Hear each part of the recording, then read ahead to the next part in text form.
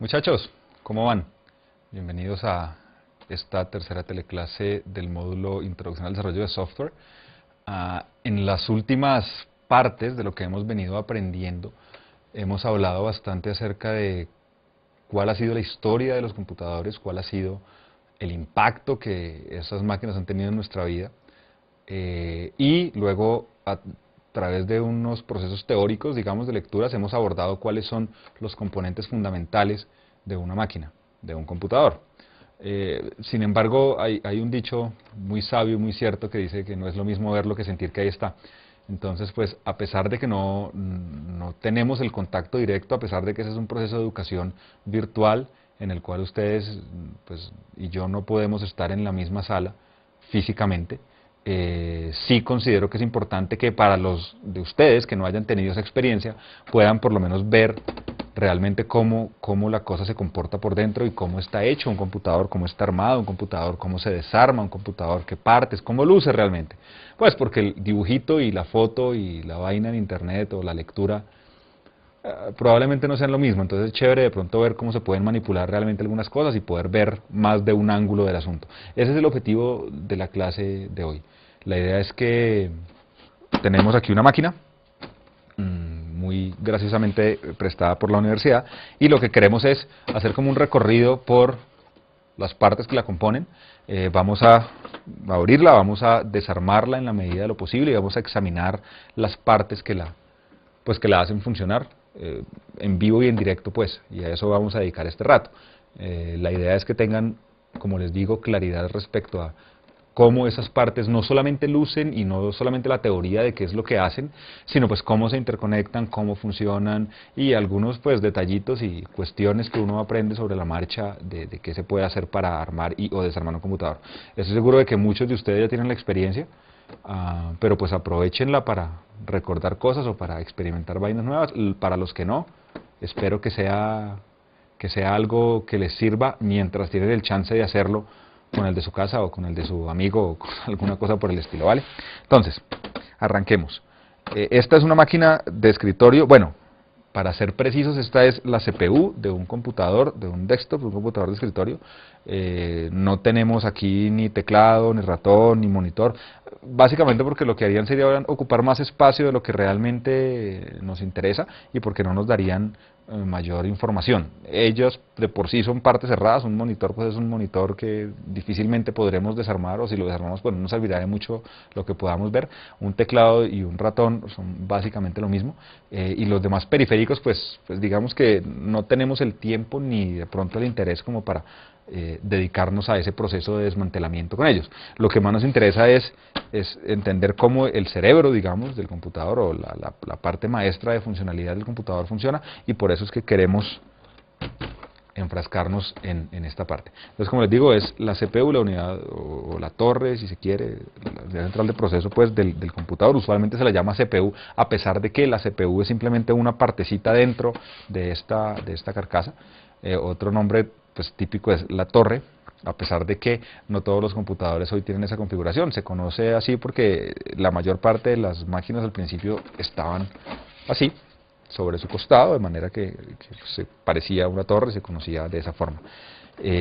Independientemente del término, pues este es el corazón funcional del computador, y esto es lo que realmente recibe las entradas del mundo real o del usuario y le produce a través de o después de llevar a cabo todo un proceso de cómputo y cálculo al interior, una serie de salidas de diferentes modos, a través de diferentes medios, que se ven reflejadas a través de distintos periféricos. Entonces, pues esa es la cosa. Una configuración estándar, una máquina bastante normal. Si queremos ver de pronto en detalle qué tiene al frente, pues es algo bastante común. Tenemos, veamos, por este lado es mejor, tenemos un botón de poder que nos permite encender y apagar la máquina. Tenemos una unidad de CD-ROM que nos permite acceder a información almacenada en ese tipo de discos. Esta particularmente es de CD, ¿sí? No es una unidad de DVD, a pesar de que funcionalmente son diferentes, en términos estéticos son básicamente lo mismo. El botón que la abre no funciona a no ser que el computador esté encendido. En caso de que haya algún tipo de problema, la mayor parte de las máquinas tienen formas de acceder o de abrir la compuerta de una manera mecánica, ¿sí? esta máquina puntualmente no la tiene, la mayor parte tienen un agujerito donde uno puede introducir un clip o un alfiler de tal forma que se suelte el seguro y la puerta se abra en el caso en el que uno esté sin corriente. Esta no la tiene básicamente porque es una máquina muy fácil de abrir, como vamos a ver, de manera que no es necesario que tengamos acceso a este tipo de medidas de emergencia. Debajo de la unidad de CD entonces tenemos una unidad de disquete de 3,5 pulgadas. Hoy en día es cada vez más escaso encontrarlas, es cada vez más difícil encontrarlas, porque los disquetes de 3,5, que son de hecho los únicos que hoy en día están más o menos en funcionamiento, son cada vez más escasos. En la mayor parte de los casos, hoy en día la información se transmite a través de memorias USB, por ejemplo, o pues, discos que pueden ser quemados perfectamente en la casa, de tal forma que la utilidad de un disco de 3,5 es muy escasa. Ten en cuenta que un disco de 3,5 pulgadas puede almacenar 1.4 megabytes de información, ¿sí? Que es una milésima parte de un gigabyte, y en cambio una USB estándar, las más chiquitas hoy en día tienen un gigabyte, o sea, 1000 disquetes, en una cuestión que cabe en un llavero. Entonces ha perdido vigencia fuertemente el tema de utilizar disquetes para transmitir o transferir información. Sin embargo, muchas de las máquinas hoy en día los tienen por motivos de compatibilidad. Nunca falta la persona que lo tiene, o uno puede tener necesidad de acceder a información vieja o información que llega de otras fuentes, y pues es mejor tener la posibilidad de tener ello. Entonces estos son los puertos, los puntos de entrada, de acceso para un CD-ROM para una unidad o un disquete de 3,5 pulgadas. ¿Qué más tenemos aquí? Una puertita que lo que nos revela es dos puertos USB que tenemos aquí. Son puertos a los cuales yo puedo conectar diferentes periféricos. Puedo conectar, aquí se alcanzan a ver en la distancia, yo puedo conectar allí periféricos de entrada, como por ejemplo, no sé, hay escáneres USB, hay cámaras que se conectan vía USB, hay reproductores MP3 que se conectan vía USB.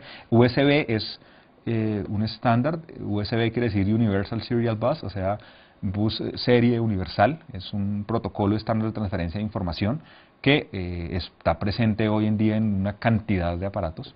De hecho, uno, por ejemplo, es tan estándar que uno encuentra hoy puertos USB en equipos de sonido, de tal forma que uno pueda tomar su música que está en una memoria USB y conectarla al equipo de sonido, y el equipo de sonido la reproduce sin ningún tipo de problema. Estos puertos USB, entonces, vamos a encontrar varios en un computador. El número que tiene no es estándar, pero pues entre más tenga, más aparatos, más periféricos, más dispositivos puede uno conectarle a este computador. Aquí al frente, entonces, como les digo, tenemos dos.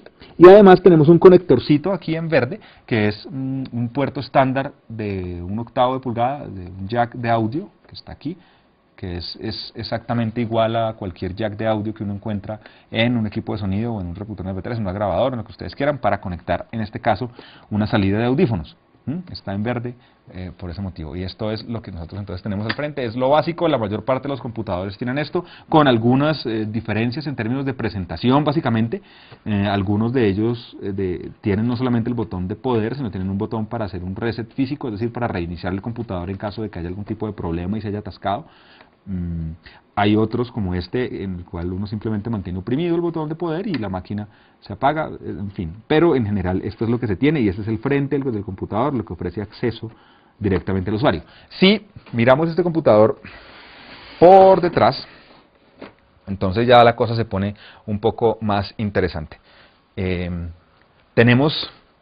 Vamos a ver, primero arranquemos por este lado. Tenemos el conector de poder que está aquí. Evidentemente, para que este computador pueda funcionar requiere de alimentación eléctrica. Esa alimentación eléctrica se obtiene a través del conector del cable que viene aquí. Es un conector que no está fijo, básicamente por motivos de transporte y almacenamiento, para poder retirar ese cable y poder manipular solamente pues digamos la torre sin ningún tipo de problema.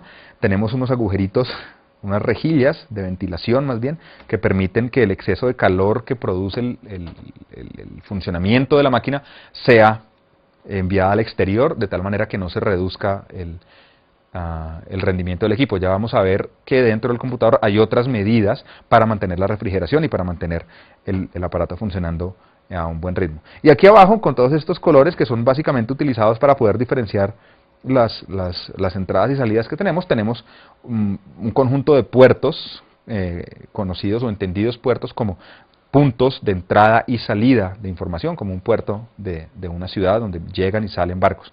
Es como una cosa de ese estilo. Entonces tenemos, arrancando de este lado, tenemos 3 jacks de nuevo estándar de audio, básicamente, donde uno puede conectar un micrófono,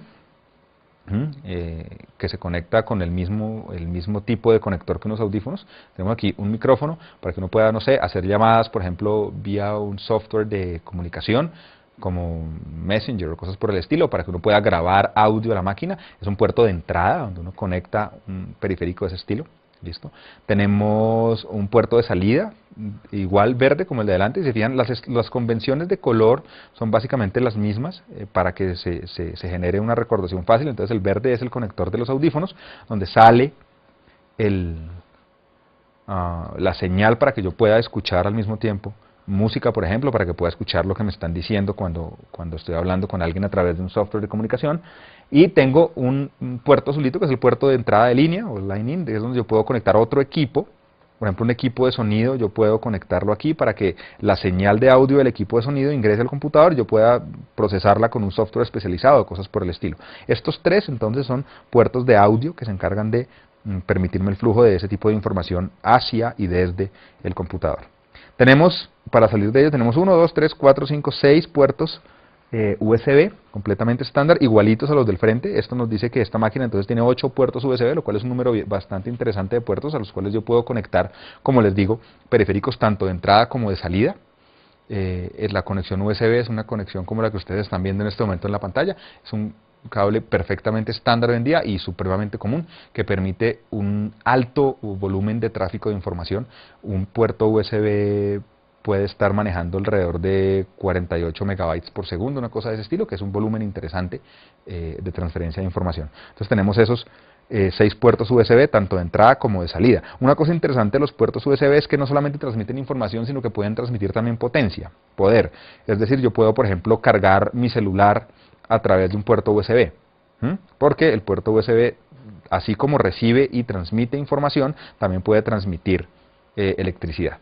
Aquí arriba, encima de estos 2 USB, tenemos un conector de un cable de red, un cable normal estándar de red. Si ustedes se fijan en el iconito que tiene al lado, pues nos permite identificarlo como tal. Es una serie de computadorcitos conectados a una línea central, que es básicamente de lo que se trata. Es un conector muy parecido a un conector telefónico, en términos de estructura y en términos incluso de funcionamiento, pero pues tiene básicamente más patas, es un poco más grande, entonces eso lo diferencia. Este es un conector de red. Algunos computadores, ya eso no es muy común, de nuevo, algunos computadores tenían, aparte, incluso tienen a veces, aparte del conector de red, un conector de módem o un conector de tipo telefónico, para yo poder directamente conectar mi computador a una toma de teléfonos para hacer transmisión de información. Les digo que esto cada vez es menos común porque las conexiones vía módem no son o están siendo rápidamente desplazadas por conexiones de tipo banda ancha, por ejemplo, que se conectan a través del cable de red,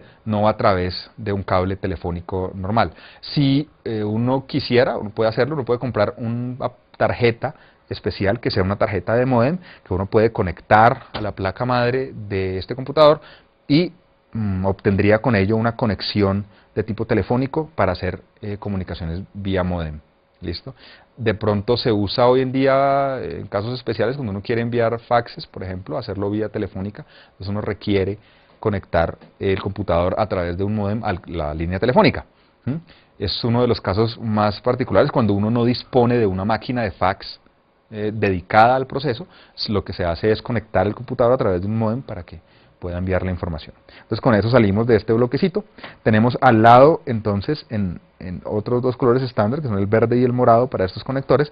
Tenemos el conector, son 2 conectores de entrada, un conector para teclado y un conector para el ratón aquí al lado. Estos conectores particularmente son conectores de tipo PS2, se conocen así, ese es el nombre de este tipo de conectores, PS2, que si ustedes se fijan son parecidos a algunos conectores como de video, por ejemplo, conector super video, o conectores que tienen algunos televisores o algunos reproductores de DVD o reproductores de VHS, tienen conectores que son similares, a pesar de que el funcionamiento no es exactamente el mismo. Son conectores de entrada.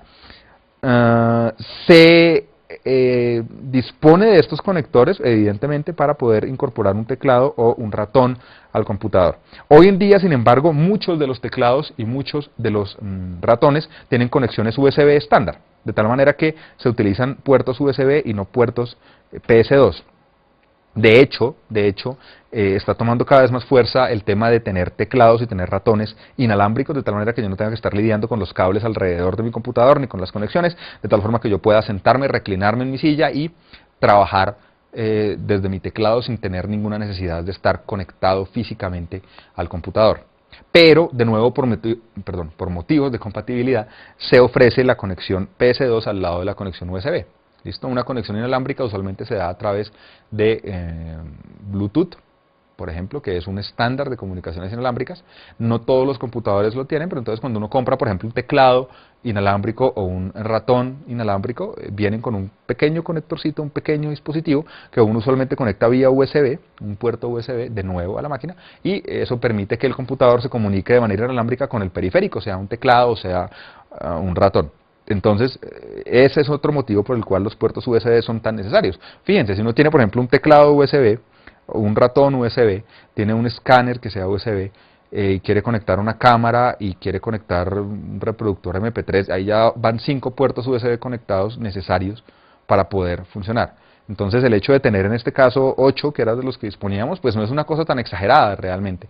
El estándar USB es un estándar muy importante actualmente en términos de conectividad de computadores, y es un estándar que está creciendo. En este momento estamos en la versión 2 de USB, sin embargo la versión 3 del estándar USB ha sido aprobada recientemente y ya están empezando a aparecer aparatos que son que cumplen con el estándar USB 3.0, que da mucha más velocidad, que da mucha más seguridad de transmisión de información, que da mucha más confiabilidad, y eso nos permite estar todo el tiempo creciendo. Este loguito que está apareciendo en la pantalla es el logo que identifica los conectores USB, perdón, el estándar de conexión USB. Y una cosa interesante es que si ustedes se fijan, lo que hace, y es como indicativo de la importancia y de la flexibilidad de los conectores USB, es que tenemos un circulito grande al lado izquierdo que está conectado a un circulito pequeño, a un triangulito y a un cuadradito por una línea. Esto lo que nos está diciendo es los conectores USB, las conexiones USB son estándar y permiten conectar diferentes tipos de dispositivos a un computador determinado. Cada vez que ustedes encuentren un conector USB, van a encontrar que él dispone o está marcado con este simbolito para identificar pues que cumple con ese requerimiento. Y si se fijan, entonces en los conectores del computador, pues está también para identificar que son USB. Ahí lo podemos ver, pero pues bueno, eso no tiene, aquí está en blanco sobre negro. Es el mismo simbolito que veíamos antes, eso no tiene mayor misterio. Entonces ya cumplimos con este lado, vamos a ver este de aquí. Estas tres conexiones que son como medio llenas de huequitos y paticas, son relativamente antiguas en términos de su funcionalidad, pero siguen siendo estándar y son perfectamente válidas hoy en día. Esta primera de arriba, que es la más grandota de todas, que no sé si se alcance a ver, por ejemplo, el icono, tal vez sí, representa una impresora, una hojita de papel saliendo de una impresora. Es un puerto paralelo que se utiliza o se utilizaba, hoy en día ya no tanto, de nuevo es algo un poco antiguo, para conectar sobre todo impresoras a los computadores. Se llama o se conoce como un puerto paralelo porque lo que hace él es que envía la información no un bit tras bit o byte tras byte, sino lo envía en bloques, en paquetes. ¡Pah!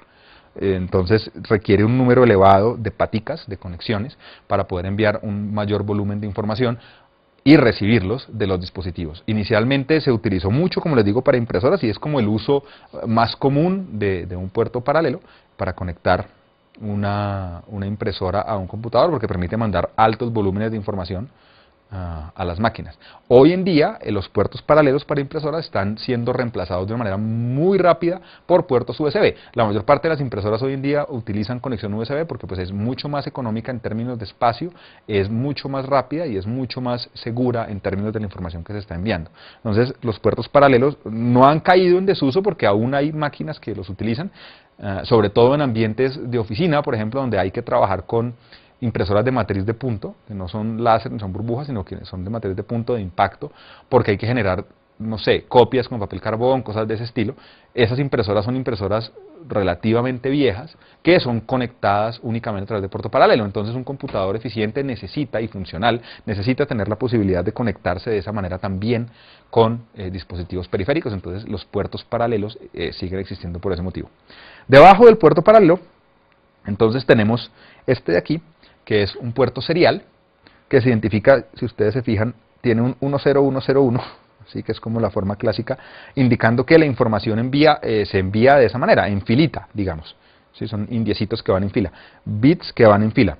Esto lo que hace es que los puertos seriales sean mucho más lentos, sin embargo, también eran mucho más fáciles de programar y era mucho más fácil hacer software para puerto serial que para puerto paralelo.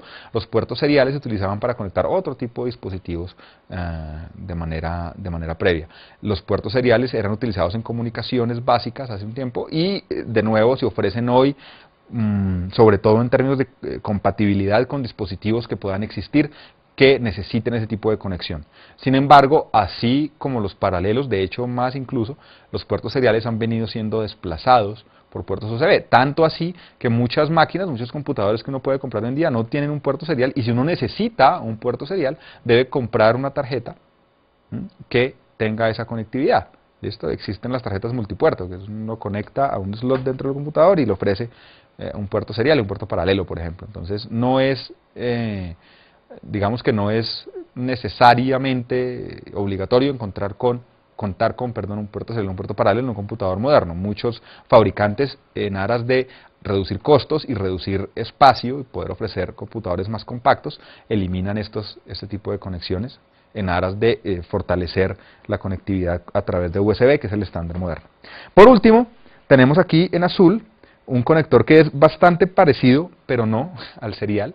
Es un conector para monitor, es una salida RGB para monitor, que si ustedes se fijan, entonces tiene aquí un dibujito de una pequeña pantalla, diría se conoce como un conector RGB por Red, Green, Blue, es decir, rojo, verde, azul, que son los tres colores con los cuales funciona cualquier monitor y de hecho cualquier pantalla de televisión. Bueno, la mayor parte de las pantallas de televisión funcionan de esa manera. A través de esos tres colores, rojo, verde y azul, y de combinaciones de ellos se puede construir cualquier color que uno desee visualizar en una pantalla. Entonces el estándar se llama RGB. Los colores que se ven en una pantalla se construyen de esa manera. Bien, entonces tenemos la parte de atrás del computador, que digamos nos permite visualizar cuáles son los principales conectores, tanto de entrada en términos de potencia, de entrada en términos de datos y de salida en términos de información también y de comunicación con otros periféricos. Entonces ahí está, podemos conectarlo a monitores, podemos conectarlo a teclados, podemos conectarlo a otros computadores y podemos en general utilizar esos puertos para que el computador se comunique con el mundo, básicamente. Bien, pero hasta ahí la cosa funciona. ¿Qué pasa cuando la información entra al computador y qué pasa o con qué se procede a cambiarla, alterarla, a manipularla, a modificarla para que funcione mejor? Eso es lo que vamos a ver ahora.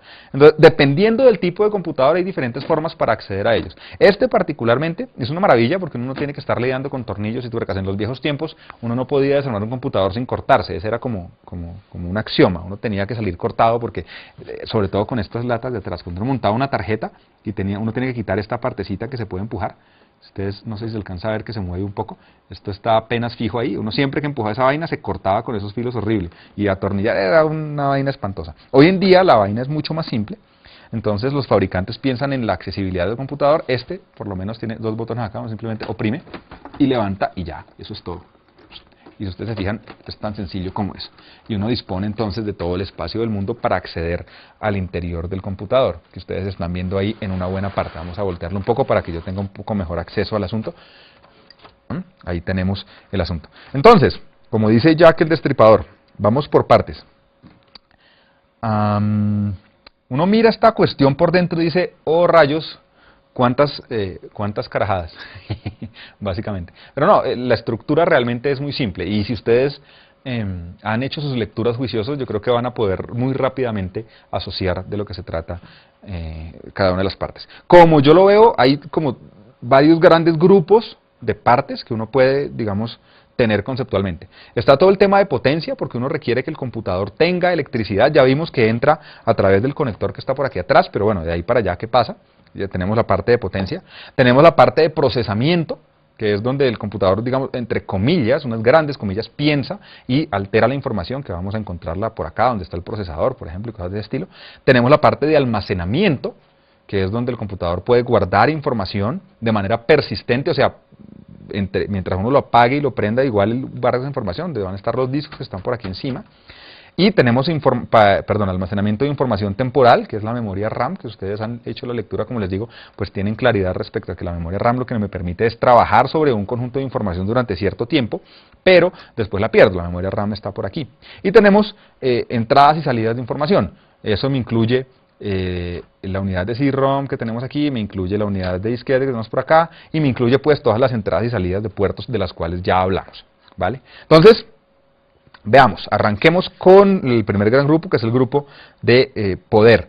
Cuando uno conecta un computador a la red eléctrica, a ese computador le entran los populares 110 voltios con los cuales trabaja desde la licuadora hasta la máquina afeitar eléctrica, lo que ustedes quieran, ¿listo? Pero, de hecho, esos 110 voltios no son los que entran efectivamente a cada una de estas partes, porque estas partes no están diseñadas para soportar un voltaje tan alto. Ellas requieren un voltaje menor. Entonces hay que hacer un proceso de transformación de ese voltaje. La mayor parte de estas partes funcionan con 12 voltios, hay otras que funcionan con 6 o 3.5 voltios, pero pues digamos que 12 voltios es como el estándar del asunto. Entonces, ¿qué pasa? La parte de potencia de la que vamos a hablar se conoce como la fuente de poder, aunque a la hora del T no es como la fuente de poder, es más bien como un transformador de la energía eléctrica que ingresa desde la red normal para convertirla en energía o al nivel de energía que requieren las partes del computador. Y esa parte está aquí.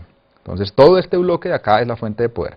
Vamos a quitar esta protección que tiene esto aquí arriba, listo, de la cual vamos a hablar en un momento. Bueno, hablemos de una vez. Esto es un conector de diferentes tarjetas. Entonces lo que tenemos aquí es la posibilidad de hacer una conexión de diferentes dispositivos periféricos o tarjetas, como hemos mencionado, a través de un slot que se ve aquí en el computador. Entonces lo conecta a esta tarjeta lo que hace es que replica la conexión y las convierte en otro estándar de conexión, que es el que está aquí. Uno aquí puede conectar tarjetitas que le permitan dar otras funcionalidades al computador, como una tarjeta de video particular, como una tarjeta de sonido, como un módem, como hemos mencionado, cosas de ese estilo.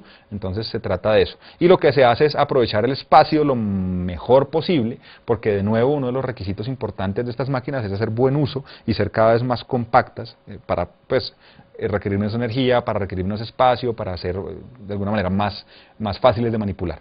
Después esto cumple con dos misiones: por un lado protege la fuente y por otro lado me permite tener el acceso a nuevos conectorcitos, a nuevas formas de conectar periféricos al computador, que son estos dos slots de aquí, ¿vale? Entonces eso es una de las primeras partes. Aquí debajo entonces de ese protector tenemos la fuente de poder. La fuente de poder, de nuevo, es, como les digo, un transformador. Esta fuente particularmente está sellada, ¿listo? La mayor parte de ellas lo están. ¿Por qué? Porque no es algo con lo que uno quiera estar jugando y metiendo en la mano, porque puede perfectamente estar recibiendo un corto o una descarga bastante alta.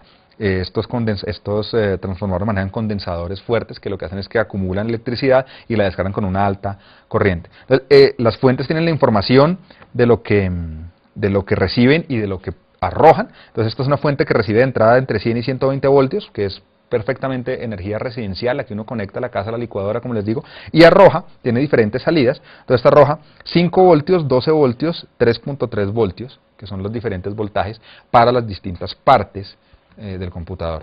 ¿Listo? Entonces lo que hace es que toma esa electricidad o esa potencia que recibe, la transforma a la potencia que requieren las partes y la arroja. Ya vamos a ver cómo. Una cosa importante es esto que está aquí, por ejemplo, es un ventilador. Básicamente es un ventilador. ¿Para qué quiere un ventilador uno? Porque uno de los problemas con los cuales se enfrenta el funcionamiento del computador es el recalentamiento. Cuando un computador se recalienta, el tráfico de la electricidad no es eficiente.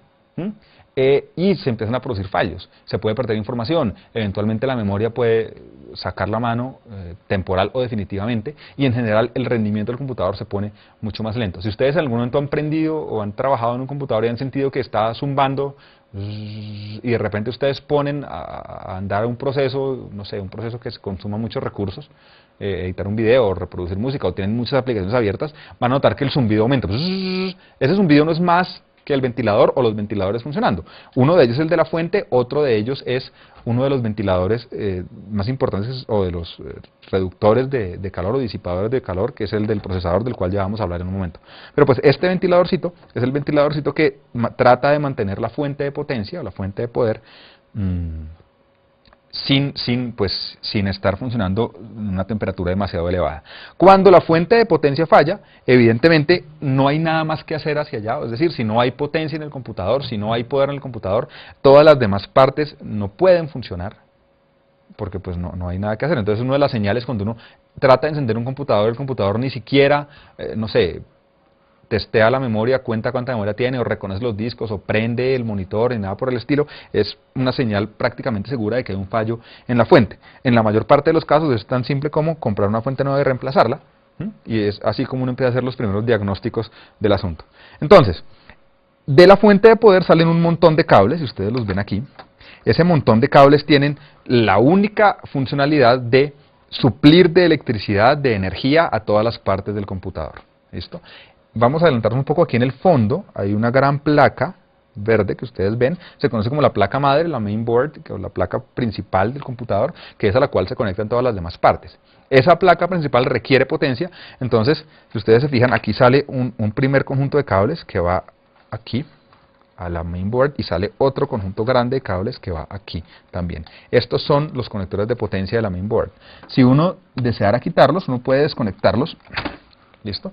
Y ustedes se fijan, básicamente es un conjunto de conectores que tienen salidas de potencia y que se conectan a la placa madre de una manera predeterminada. Entonces aquí lo tenemos, si ustedes se fijan, tienen una forma particular, es decir, tienen forma como, no sé, como de casita, diría yo, y esa forma entonces lo que está haciendo es indicándome de qué manera debo yo conectar esta parte, para que yo no pueda hacer una conexión invertida, porque evidentemente una conexión con la polaridad invertida lo que hace es que me quema la board. Entonces es tan simple como eso, es una de las medidas simples de seguridad de conexiones, pero si ustedes se fijan, eso es muy útil. Y la mayor parte de los conectores que uno encuentra en un computador tienen ese tipo de medidas de seguridad para que uno lo conecte de la forma adecuada. Entonces tenemos salidas de potencia que van a la board y además de ello tenemos una serie de salidas de potencia que van a cualquier otro dispositivo del computador que requiera electricidad, principalmente discos y unidades de disco, sean de CD-ROM, sean de DVD, sean de disquete, sean de lo que sea. Entonces esas salidas, por ejemplo, están aquí. Aquí tenemos, no sé cómo podríamos hacer de pronto por acá. Aquí tenemos una, que es otra salida de potencia exactamente en términos de funcionalidad igual a la anterior, que no va ya a la board, sino que va en este caso a un disco duro que está aquí en la tapa. Entonces este conector es un conector que es muy parecido al anterior que vimos. Ustedes se fijan, también tiene forma como de casita, tiene una cuña para indicarme cuál es la forma correcta de conectarlo y tiene pues la salida de potencia. Este conector entonces ya tiene un voltaje distinto, este seguramente es de 12 voltios porque va al disco y es un conector diferente, como ustedes ven, para que yo pueda conectar la vaina adecuadamente. Y hay más, o sea, tenemos otro aquí, por ejemplo, para la unidad de CD, y tenemos uno que quiero ver particularmente chiquilín por aquí, que es el conector de la unidad de disquete, que es diferente, que es más pequeñito. Si ustedes se fijan, es un conector más pequeño, pero que también tiene una forma particular para asegurarse de que la conexión se haga de la manera adecuada. No es posible conectarlo invertido, mejor dicho. Entonces, estas son las salidas de potencia que tiene la fuente del computador, que son las que me permiten a mí alimentar de poder a las partes del computador que requieren de esa alimentación. ¿Listo? Entonces con eso cubrimos el poder y esa es básicamente toda la extensión que tiene esa parte dentro del computador. De se trata esto. Esta es la fuente. Si seguimos entonces hablando, vamos a hablar ahora de cuál es la parte del computador que le permite procesar información o que le permite, entre comillas, pensar. Hablaríamos del procesador. El procesador del computador es la parte donde se llevan a cabo los procesos de cálculo, de conteo, todo lo que el computador necesita procesar para luego poder entregar salidas al usuario, se lleva a cabo en esta parte. Y el procesador está aquí debajo de esta gran montaña de cosas. Uno diría, jue madre, es extremadamente grande, pero ya van a ver que no. De lo que se trata es lo siguiente, ya que es una de las partes que más requiere estar en funcionamiento y que está constantemente procesando, el procesador, funcionando, el procesador es una de las partes que más se calienta dentro del computador. Entonces, de hecho, como van a ver ahorita, el procesador es una un componente bastante pequeño, pero requiere toda esta parafernalia de aquí arriba, que no es más que parafernalia de refrigeración. La idea es mantener la temperatura del procesador al mínimo. Cuando el procesador está funcionando mucho tiempo, todo el tránsito de electricidad, de energía, de electrones, porque es básicamente eso, genera calor. Entonces queremos disipar ese calor, ya que no se puede eliminar y ya que pues no hay otra forma, hay que disiparlo. Entonces, ¿cómo se disipa? Con diferentes herramientas. Primero tenemos aquí arriba, esta parte negra es un ventilador. Vamos a retirar todo el módulo. Tiene unas pastillitas, unas laminitas de seguro para que uno pueda estar tranquilo de que no se va a caer hasta que uno lo quiere quitar. Aquí están los seguritos y uno puede retirar entonces toda esta parte. Aquí está, toda esta parte que es, ustedes se fijan, es bastante voluminosa, que es los elementos de refrigeración. Entonces primero tenemos arriba esta parte negra que está aquí, que si la podemos enfocar aquí, entonces si ustedes fijan aquí adentro algo se mueve, gira, no es más que otro ventilador, es un ventilador que va a estar funcionando, que ustedes se fijan está conectado a la placa madre a través de un conectorcito de poder. Este conectorcito de poder recibe energía de manera indirecta de la fuente. Miren el cablecito de un conectorcito parecido a los que ya hemos visto anteriormente, aquí está, que lo que hace es que le da energía al ventilador. Cada vez que uno enciende el computador, este ventilador entonces empieza a funcionar y lo que hace es que está refrigerando constantemente el procesador. Y aquí debajo entonces tenemos esta parte de aluminio, que no es más que una extrusión de aluminio donde tenemos una sección, si ustedes se fijan, diferentes laminitas. Esto lo que hace, de hecho se conoce como un disipador de calor, lo que hace es tomar la temperatura generada por el procesador y dispersarla en el ambiente de tal manera que el procesador no se recaliente. El mismo mecanismo funciona en automóviles y en prácticamente cualquier equipo que sea susceptible de recalentamiento, pero en un computador particularmente es vital para que el procesador no se recaliente. Este es uno de los puntos importantes y es, si ustedes de hecho lo pueden ver, este disipador de calor se ve bastante sucio, es completamente normal después de un tiempo de uso, porque un computador absorbe polvo a pesar de todo, y ese polvo entra y se empieza a acumular básicamente en donde puede, y estando esto cerca del ventilador, el ventilador succiona aire y pues lo arroja hacia afuera, pero pues el polvo en muchas ocasiones se queda acumulado aquí en el procesador, en el disipador de calor. Es una buena práctica constantemente estar limpiando este disipador, porque de lo contrario pues vamos a tener una máquina que se está recalentando de una manera muy fácil y pues no queremos eso. Entonces es muy bueno hacer un mantenimiento preventivo, destapar la máquina, soplar esto, basta con soplarlo, venden aire comprimido o pues uno lo sopla o con la aspiradora en reversa, alguna cosa por el estilo, mantenerlo limpio, pero pues ayuda muchísimo al buen funcionamiento de la máquina mantener el disipador de calor lo más limpio posible. Entre más limpio esté, más disipa, menos se recalienta la máquina y mejor funciona.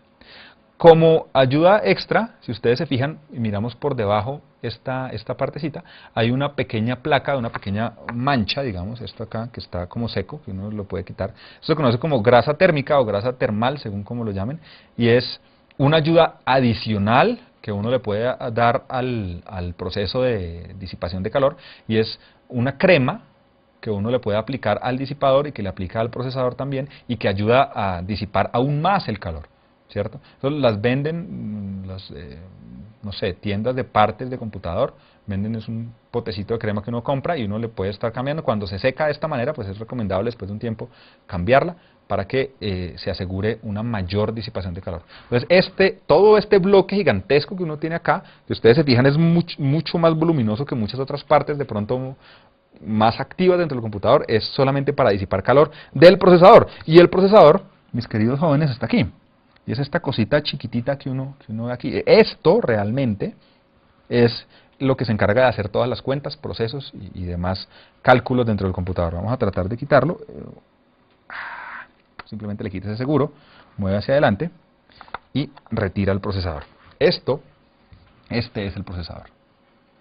Esto es lo que realmente nos está haciendo todos los cálculos y las maravillas que hace un computador. Esta pequeña plaquita. Dentro de esta plaquita hay unos cuantos millones de transistores perfectamente alineados y perfectamente comunicados de tal forma que lleven a cabo el proceso que uno tiene diseñado. Y todos ellos están conectados a través de un montón de patitas. En la pantalla estamos viendo una imagen un poco mejor y menos temblorosa de un procesador. Es un procesador de marca AMD. En este momento hay dos grandes compañías produciendo procesadores, AMD e Intel, Intel definitivamente lleva la ventaja en el mercado, no solamente por antigüedad, sino porque en la mayor parte de los casos sus procesadores son mucho más robustos que los de AMD. Sin embargo, AMD tiene la ventaja del costo. AMD es relativamente menos costosa. Aquí tenemos un procesador Intel Core 2 Duo. Los procesadores están constantemente renovándose, y el tema del procesador es básicamente qué tan rápido puede hacer cuentas. Si uno llegara al fondo último de qué hace un computador solamente suma. ¿Sí? Cualquier proceso que haga un computador, una multiplicación la hace a punta de sumas. ¿Sí?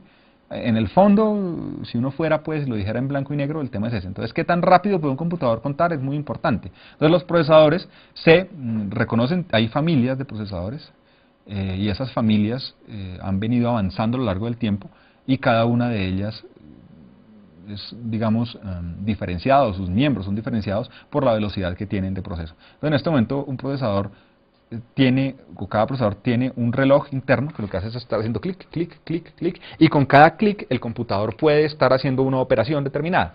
Entonces, entre más rápido vaya el procesador, o ese relojito, más rápido cuenta el procesador. Es una forma muy simplista de decirlo, pero pues en el fondo eso es. Entonces, cuando usted tiene un procesador de, no sé, 3 GHz, o de 3 gigas, que llaman 3 GHz, un hertz no es más que una unidad de frecuencia. Entonces, 3 GHz lo que me dice es que ese computador en un segundo, el relojito, cuenta 3 millones de veces, básicamente. 3 millones de veces hace clic, clic, clic, clic, clic en un segundo. Eso es todo. Y con cada clic, clic, clic, clic, él puede hacer un procesito, una cuenta, una suma, digámoslo así, puede hacer una suma cada esa. Entonces, los procesadores en este momento estamos en este nivel. Hace 15 años uno contaba con procesadores de 16 MHz. ¿Listo? Creo que acabo de decir, sí, disculpen, acá es una cosa que, o sea, un megahertz es 1.000.000 de clics por segundo, un gigahertz son 1.000 millones de clics por segundo. Sí, estaba contando mal.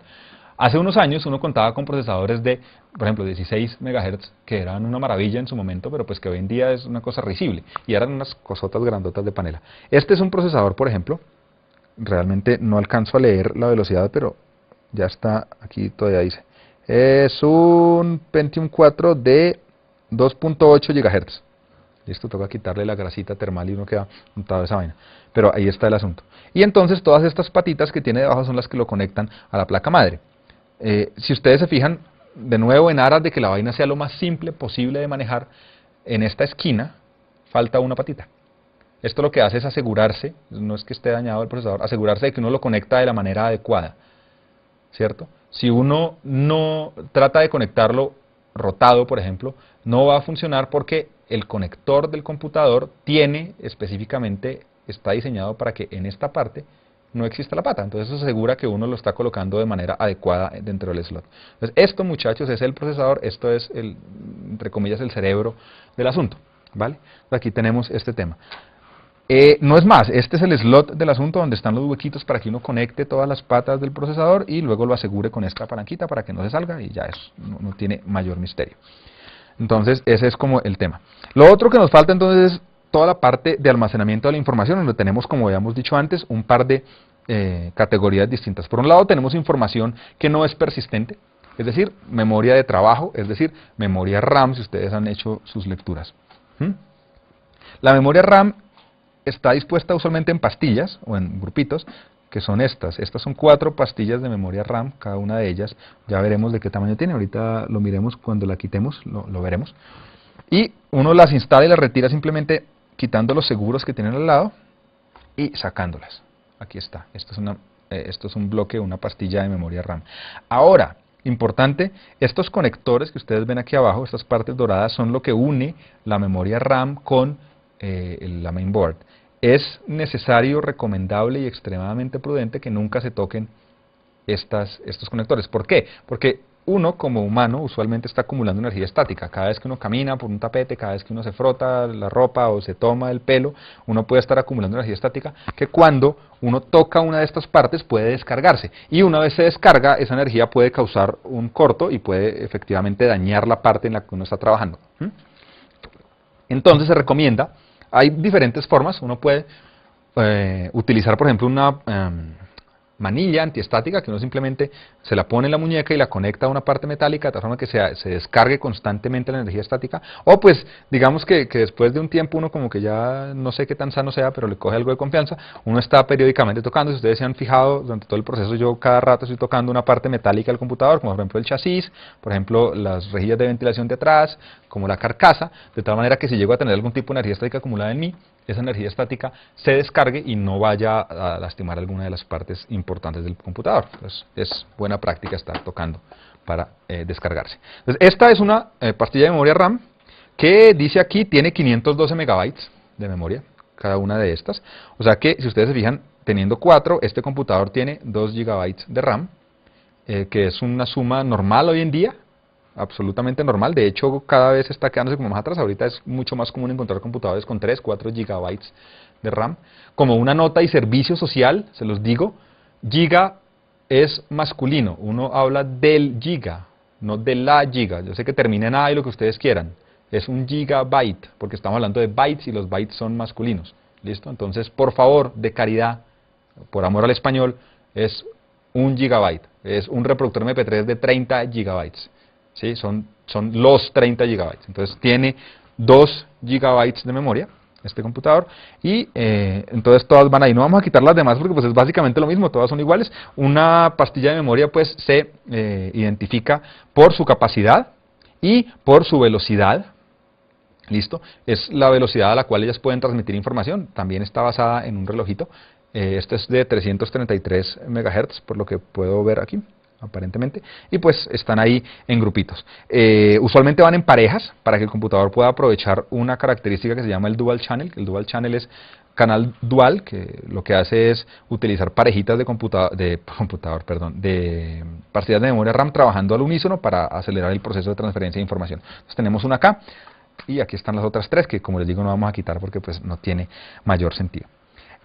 En términos de almacenamiento de información, entonces, también tenemos información persistente, digamos que es básicamente información en disco duro. El disco duro también, si ustedes hicieron la lectura, pues ya no creo que deba repetirles qué es.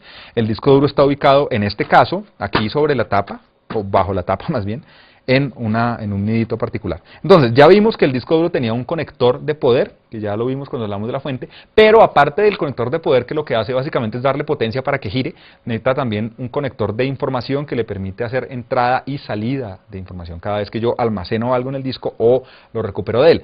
Esos conectores, ese conector está aquí, que es este cable que vamos a retirar del disco. Y vamos a ver si podemos quitar de acá para que se vea un poco. Aquí está, es una cinta en realidad que tiene 40 pines, en este caso 40 huequitos, y este cable es un cable que se conoce como cable IDE, es un estándar, el estándar de comunicación IDE, que es o fue el más utilizado hasta hace tal vez unos añitos. Entonces IDE está aquí. Esto es un cable, como ven, tiene sus 40 cositas, está conectado en un extremo al disco duro y por el otro extremo está conectado a la placa madre. Aquí abajo está conectado a una terminal, a una salida de la placa madre que está por aquí, debajo de este cable poder, aquí está.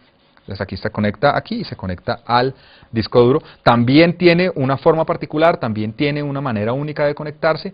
Tiene, ustedes ven aquí hay un otro puntico ciego, es decir, un conector ciego cerrado para que yo no pueda conectarlo al disco duro de manera errada, pues porque se necesita saber cuál es. Igual, si uno mira, hay uno de los extremos, tiene uno de los cablecitos es rojo, que me indica el pin 1 de 40, que es debe ir conectado al pin 1 del disco duro para evitar pues problemas de mal funcionamiento y de corrupción de información. El disco como tal, en este caso, está colocado en una bahía aquí, que siendo esta máquina una máquina muy accesible, yo simplemente puedo retirar quitando 2 seguritos acá, y este es mi disco duro. Este es mi disco duro, como les digo, montado en un riel, que es esta parte verde de acá, que lo que hace es que me permite rápidamente colocarlo y sacarlo del computador. El disco duro en sí es esta parte negra de aquí, estos son solamente rieles de conexión. Entonces, estos discos hoy en día pues son, el tamaño definitivamente es estándar, es un disco de las mismas 3.5 pulgadas, que es como la medida estándar de los discos, y tiene una pijamita, si ustedes lo quieren ver, o lo quieren llamar de esa manera, tiene una pijamita de goma, que es esta que está acá, que lo que hace es minimizarme eventualmente los golpes que yo pueda darle a este computador, el efecto que puedan tener en el disco. Si ustedes hicieron la lectura, recuerdan que los discos básicamente son un montón de placas, una sobre otra, ¿cierto? Pues un montón, no depende de cuántas pueda tener, no sé cuántas pueda tener, no veo, bueno, puede tener frente 5, 6, 7, ahí vemos en la imagen, tenemos entonces, en este caso, una serie de placas funcionando, todas ellas giran al unísono, y una cabeza de lectura que entra sobre esas placas y sin tocarlas, lo que hace es que es estimulada por el campo magnético de esos discos y leen y escriben la información. Entonces lo que pasa es que cuando uno llega a sacudir muy fuertemente un disco duro, puede hacer que esas cabezas de lectura, que van la cabeza aquí y el disco aquí, toquen el disco, lo golpeen, lo rayen y por tanto lo dañen. Y es cuando empieza esto a sonar inmundo y uno empieza a decir, oh Dios mío, voy a perder toda mi colección de música. Sí, entonces es importante tener ese tipo de protección. Esta protección es física y es, pues, básicamente es goma. No es más que eso, es gomita. Listo. El disco está aquí, este es un disco de bla bla bla bla bla, yo quisiera ver, 40 gigabytes, 40.038 megabytes, dice aquí. 40, no es un disco extremadamente grande, en este momento es un disco relativamente bajo, de hecho, la mayor parte de discos hoy en día están arrancando los 160 gigabytes, pero pues, de nuevo, tengan en cuenta, a mí me maravilla siempre porque mi primer computador tenía un disco duro de 40 megabytes, es decir, una milésima parte de esto, y era una cosa así de grande que pesaba como 2 kilos. En alguna ocasión lo perdí en un cajero, uno de esos discos, y me dolió horriblemente porque eran costosísimos en esa época. Hoy en día un disco de estos, nada, 40 gigabytes, un montón de información. Entonces, este es el conector, y si lo vemos de frente, entonces tenemos, más bien es por acá, tenemos dos conectores, básicamente. Uno de datos, que es este, donde se conecta el cable de potencia, el cable de datos que vimos, el cable IDE, que es este acá, y este que es el de poder. ¿Listo? Entre los dos hay unos, se conocen como jumpers, son interruptorcitos básicamente que yo puedo conectar. ¿Por qué? Porque una máquina puede tener más de un disco duro, pero solamente uno de esos discos duros es el disco duro maestro o el disco duro de arranque. Entonces uno lo que hacía era configurar cada disco tiene unas instrucciones. Aquí arriba se ven, por ejemplo, estas de acá, que me indican en qué posición debo colocar los interruptores para que este disco sea el disco maestro, para que sea el disco, por ejemplo, un disco esclavo, el segundo disco de un disco maestro que estaba conectado previamente, y cosas de ese estilo se configuran aquí a través de estos jumpercitos de acá. Pero pues este es el disco, por debajo pues ahí tiene sus componentes electrónicos y la vaina funciona básicamente de esa manera. Esa es la información que está ahí. Y lo otro que tenemos entonces es dispositivos de entrada de información, como una unidad de CD-ROM que está aquí arriba, que vamos a quitarle el cable de poder y vamos a retirarla básicamente de la misma forma. Aquí está. Es una unidad de CD-ROM estándar, completamente estándar, que pues es sellada, no tiene mayor misterio, tiene su puertica aquí. Ahí está el tema, que se abre con su botón mágico, que no lo tiene. Aquí sí se ve, fíjense en el agujerito que yo les decía aquí. Tiene un agujerito aquí debajo, ese agujerito es el agujerito de apertura de emergencia de la unidad. En el caso en el cual yo me quede sin luz, o se haya dañado la unidad, o se haya atascado un CD adentro, alguna cosa por el estilo, yo puedo introducir un clip por aquí, hago presión y ¡pac!, la puertica suelta el seguro y se abre, y puedo jalarla y sacar el disco sin ningún problema en caso de que no funcione la energía, o se dañe la fuente, o este botón se dañe, alguna cosa. Por detrás tenemos unos conectores muy parecidos a los conectores del disco. Tenemos de nuevo un conector IDE aquí, que está de 40 pines igual, y tenemos un conector de poder que está aquí, y tenemos de nuevo los jumpers básicamente por lo mismo, porque pues el disco puede ser esclavo de otro. Entonces, dos cosas. La mayor parte de las cintas, estas no, porque ya vienen preconfiguradas, tienen dos conectores. Entonces tienen uno aquí, que es el de la punta, y tenían otro por aquí por la mitad, para poder conectar un disco duro maestro y un disco duro esclavo al asunto. ¿Listo? Ahí podía funcionar la cuestión. Para eso eran los jumpers. Lo otro es que hoy en día, este conector IDE, que fue el estándar durante muchos años, está siendo ligeramente desplazado por un conector llamado Serial ATA.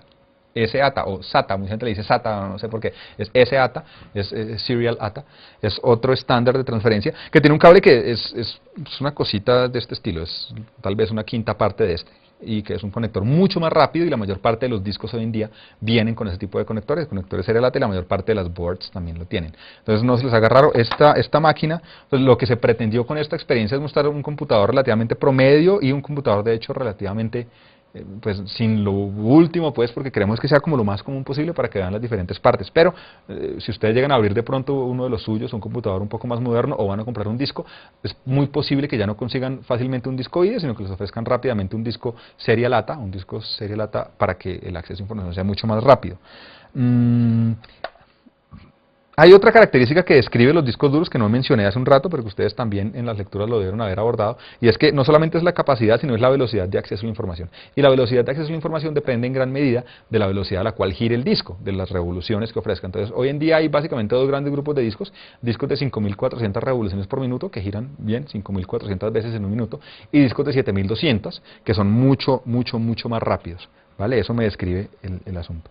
El último dispositivo de entrada de información que tenemos es una unidad de disquete que tenemos aquí abajo, que tiene un conector de poder similar al del CD-ROM, que es pequeñito, y tiene un conector de datos que trataremos de mostrar aquí, que es distinto. Si ustedes se fijan, no es un IDE, el IDE está acá, es bastante más grande. Este es un conector de una unidad de disquete que es mucho más pequeño, pues, porque tiene diferentes requisitos de conexión y de tráfico de información. Y tenemos aquí entonces la unidad de disquete exactamente igual, montada en su rielecito verde para que sea fácil de poner, y pues que no tiene sino mucho polvo, pero pues nada más, tiene una puerta.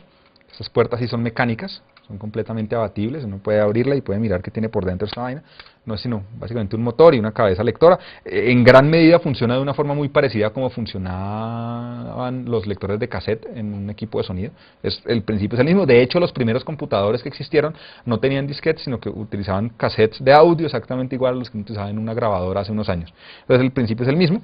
Tiene un conector de datos, que de nuevo es diferente al de un disco duro o al de una unidad de CD-ROM, y tiene un conector de poder, que está aquí, que es distinto también, ¿vale? Una vez le hemos quitado a esta máquina esto que hemos visto, nos quedamos con, bueno, todos estos conectores y cables podemos retirarlos un poco y tenemos entonces una visión desde arriba de lo que es la board. Esta board, o la main board, la tarjeta madre que está aquí, es lo que me interconecta todas esas partes, es lo que me ofrece la posibilidad de que esas partes interactúen. Y pues hay un montón de elementos que francamente, pues uno tendría que ser un experto en electrónica y sobre todo en la estructura de esta board para que funcione, para saber cómo funciona más bien. De hecho, cada board, a pesar de que sea de la misma marca, es distinta. Hay diferentes capacidades, hay boards que soportan diferentes tipos de procesador, hay boards que solo soportan procesadores Intel, hay boards que solo soportan procesadores AMD, hay boards que tienen diferente número de conectores de disco, hay boards que tienen, en fin, diferentes números de slots de memoria, para tarjetas, por ejemplo, de algunas. Esta, por ejemplo, tiene un solo conector de tarjeta PCI de este estilo y tiene pues el expansor que vimos antes para poder conectar yo más tarjetas, pero hay otras boards que pueden tener bastantes slots aquí para conectar cosas, ¿listo? Tarjetas de video, tarjetas de audio, lo que uno quiera. Y ¿qué otra cosa tenemos? Esto me parece chévere. Esto es una batería. Ustedes miren, aquí hay una batería pues normal, de botón, de reloj, de juguete, una CR2032 completamente normal, que lo que hace es que me alimenta constantemente de poder a una parte muy importante del computador que se conoce como la BIOS. La BIOS es un chipcito del computador que lo que está haciendo es guarda la información básica del sistema. De hecho, BIOS significa Basic Input Output System, o sea, sistema básico de entrada y salida. Es como el starter del computador, es donde se guardan las rutinas más básicas, más simples, para que el computador pueda, por ejemplo, decir, sí, tengo un disco, sí, tengo tanta memoria, sí, tengo un procesador de tal estilo, y decir, soy yo, arranquemos, y soltarle el control a las demás partes. Entonces, esta batería está ahí, para que cuando yo apague el computador, listo, y no le esté entrando poder a través de la fuente, no esté transmitiendo nada, la BIOS pueda seguir viva y almacenando esa información, y para que cuando yo prenda el computador, la BIOS pueda responder. Entonces, una batería de estas puede durar años, eso no hay mayor problema, pero en ocasiones las baterías se descargan, pues evidentemente después del tiempo se descargan, pierden el flujo de energía, y la BIOS puede dejar de responder. Entonces es otro de los motivos por los cuales muchos computadores fallan después de unos años, y es ese: no cargan, no arrancan, no reaccionan, no viven, no hacen nada, básicamente porque la batería de la BIOS se descargó y quedaron completamente desconectados. Lo otro es, bueno, ya vimos por fuera los puertos de salida. Lastimosamente tenemos un disipador de calor aquí que nos está estorbando un poco, pero aquí uno puede ver los conectores de los diferentes puertos del computador, serial, paralelo. Aquí están los USBs, aquí están los puertos de audio, todos ellos van desde luego conectados a la mainboard, ¿sí? Y la mainboard es una vaina espectacular, es una microciudad con montones de vías que andan ahí, que comunican las diferentes partes. Esta imagen que ustedes ven ahorita, entonces es una board sin las partes que acabamos de quitar, y es una edición mucho más limpia, pero ustedes se fijan, comparte los mismos elementos. Tenemos un gran cuadradito blanco en la parte superior izquierda, que es donde iría el procesador, que es, si ustedes se fijan, de una forma distinta a la board que acabamos de ver acá. Tenemos unos slots para conectar tarjetas, que en este caso, si ustedes miran, él tiene 3 diferentes. Tenemos al lado superior derecho, entonces, según aparece, los conectores para la RAM. Ahí están vacíos en negro y con una linecita roja al final. Y tenemos al lado izquierdo los conectores de salidas de puertos. La batería de la BIOS está entre los slots de las tarjetas y el conector del procesador, pero los elementos son básicamente los mismos, solamente que están dispuestos de otra manera. Entonces, a pesar de ello, a pesar de que la forma pueda ser distinta, las partes básicas son la misma. Depende de la tecnología, depende del fabricante, depende de la capacidad de la potencia y del propósito de las boards. Hoy en día, por ejemplo, hay muchas boards que están diseñadas para ser extremadamente pequeñas. ¿Listo? Por muchos motivos. Por ejemplo, un computador portátil comparte básicamente las mismas partes que esto. Es básicamente lo mismo, pero la disposición es diferente. El procesador es mucho más pequeño, seguramente es mucho menos potente. La memoria RAM también lo es. Los discos duros de un computador portátil son prácticamente la mitad del tamaño de un disco duro normal de 3,5. A pesar de que la capacidad pueda ser comparable, son otra cosa. Los disipadores de calor son mucho más pequeños también. En fin, todas estas necesidades del uso final del computador hacen que se fabriquen distintos tipos de boards, distintos tipos de procesadores, distintos tipos de memoria, pero en última instancia la funcionalidad es básicamente la misma. En última instancia lo que se busca es lo mismo, y este paradigma no ha cambiado mucho en los últimos años. De lo que se ha tratado es de generar mejores tecnologías para poder construir partes más eficientes, que se recalienten menos, que funcionen más rápido, que transfieran más información, que almacenen más información, que en general satisfagan de una mejor manera las necesidades de cómputo del usuario, pero pues bajo el mismo paradigma. Bien, muchachos, básicamente esto es lo que se puede hacer. Se puede igual seguir desmontando, uno puede quitar los tornillos y levantar la board, quitar la batería, acabar de desconectar, pero pues digamos que grosso modo y en el tiempo que tenemos, esto es lo que podemos abordar. Honestamente espero que les haya quedado un poco más claro, si no lo tenían, cuál es la estructura de un computador, cuáles son las partes que lo conforman, cómo se interrelacionan, y pues vean que el asunto a la hora el tema es bastante sencillo, y uno puede por lo menos jugar y experimentar y explorar, siempre y cuando tenga ciertas precauciones, como por lo menos el tema de la descarga estática, ojalá con un brazalete conectado a una parte metálica, y además desde que uno tenga claro más o menos dónde va cada cosa y use algo de sentido común para ubicar las orientaciones y para no ir a hacerle fuerza a algo que no, o sea, es chévere, es una experiencia rica, y si la pueden tener, me parece muy rico que lo hagan, porque además lo acerca uno a la vaina, a la máquina con la que uno trabaja todo el tiempo, y le quita un poquito el misterio y como la indefensión de uno y el susto de, "Jue madre, ¿qué le pasará a esta vaina por dentro que zumba raro?". Entonces es recomendable hacerlo, así sea para limpiarlo, para soplarlo, quitarle el polvo y dejarlo en mejor forma. Esto es, muchachos, espero, como les digo, que haya sido interesante para ustedes. Para mí seguramente lo fue muy bacano. Y nada, nos estamos viendo entonces en teleconferencias, muchachos, ¿vale? Se cuidan harto y estamos hablando. Lean juiciosos, estudien harto y hablamos luego. Suerte.